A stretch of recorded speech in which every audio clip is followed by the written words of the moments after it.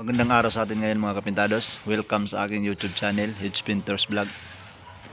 So ngayon, isi-share ko lang yung pamamaraan natin sa pagpintura ng mga steel matting. So ito yung steel matting natin. Unang-unang ginawa natin dito ay pinukpok natin yung lahat ng pinagwildingan para matanggal yung mga flux. Isa yan sa pinaka-importante. Kasi pag pininturahan natin yan na hindi natin natanggal yung mga flux, ay useless din yung mga pintura natin kasi natutuklap din yan. So maganda, pupukpukin muna natin yan. So ito, natapos na natin ito pukpukin lahat at nagsisimula na rin tayo nag-apply ng epoxy primer. Pero bago natin ito in-applyan ng epoxy primer, ay pinunasan muna natin dito gamit ang lacquer thinner at basahan.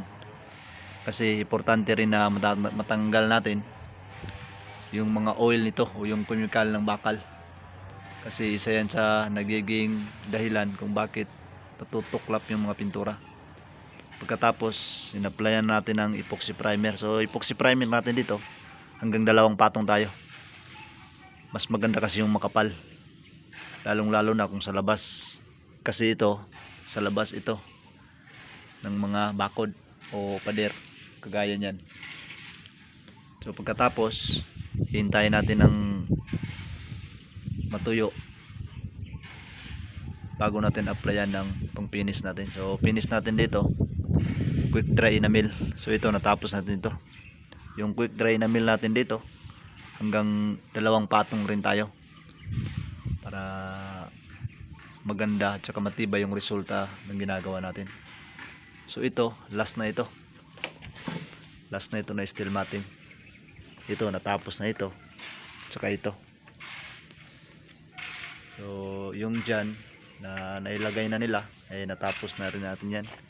Yan yung unang-unang ginawa natin dito.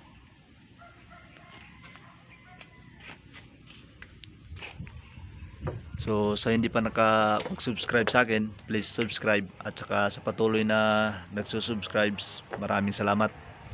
Paki-like na rin, share, tsaka click na rin yung notification button para update kayo sa mga video natin. So ito yung ginagawa natin o pinipinturahan natin, mga steel matting. So maraming salamat. Share ko lang yung pamamaraan natin sa pagpipintura ng steel matting. Importante kasi yung pundasyon bago yung finish.